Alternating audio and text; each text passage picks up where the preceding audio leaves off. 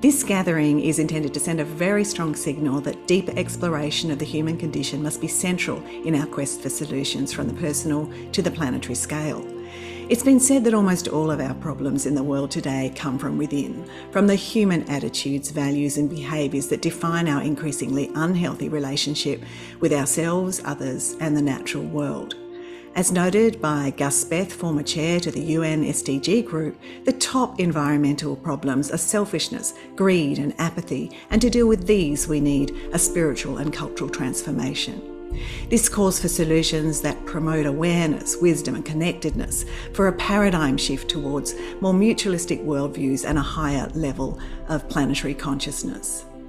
In most societies, there's been a progressive shift towards extrinsic life goals such as material wealth, power, fame and status at the expense of intrinsic goals such as personal growth, learning, loving, giving and caring for others, especially with increasing technology.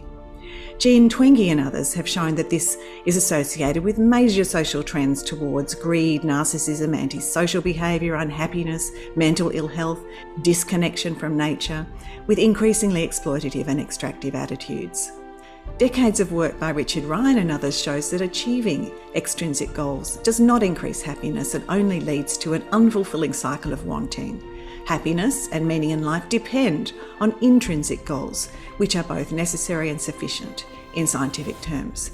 And that is true across ages and cultures. It's also associated with better physical, mental, and emotional health and increases in the elusive but critical life essence or energy that we call vitality, which appears essential to human flourishing. There are also collective benefits such as altruism, prosocial and pro-environmental attitudes, so encouraging intrinsic values is a clear path to not only enhancing personal growth and well-being, but to also build more prosocial communities inspired towards collaborative action in the interests of people, places and planet.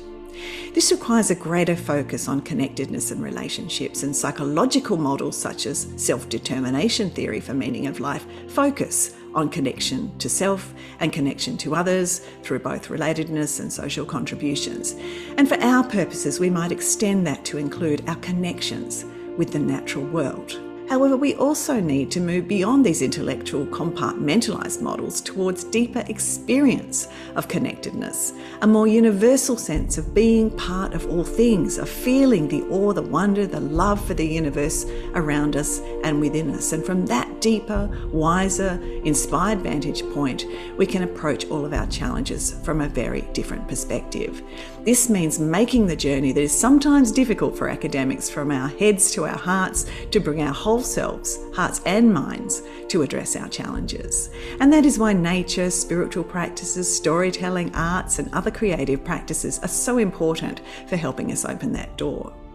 As a paediatrician, I want to underscore the importance of nurturing emotional intelligence, creativity and connection to nature from an early age when the scene is set for our future health attitudes and behaviours. And as noted in this paper, children are hungry for mystery and they're wired for awe. So encouraging this is important for more generous, connected communities.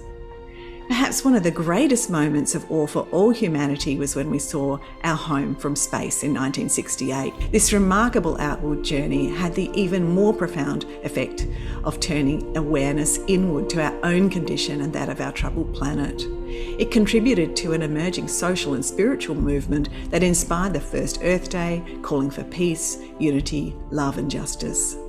Unfortunately, since then, we've drifted away from this spiritual call and become more focused on intellectual and technical solutions, often driven by self-interest and exploitation. But now we're beginning to remember that our broken relationships are not just an intellectual problem. And despite the chaos and confusion in the world today, perhaps even because of it, there is a growing desire for spiritual reawakening and reconnection.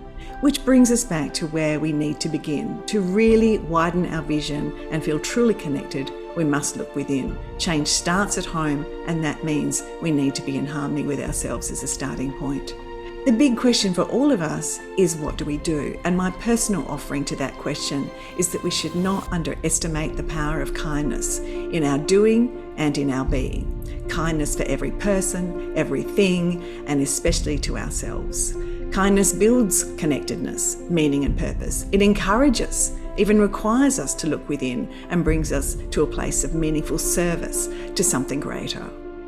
If we look at people for who they really are, without exception, then that will help each of us know who we really are. Kindness is powerful, it's contagious, and we need a lot more of it in the world today. So having conversations like this is key to normalising academic discussions about love and meaningful connections as part of the solutions. And all of our panellists will weave their thoughts into this narrative. Each will speak for 5 minutes, and I don't want to detract from their time by reading their bios, so I urge you to read more about them at the link we'll put in the chat. So now I'd like to pass the mic to Rutendo, who will invite all of us to remember our own indigeneity and connectedness to Mother Earth. Thanks, Rutendo.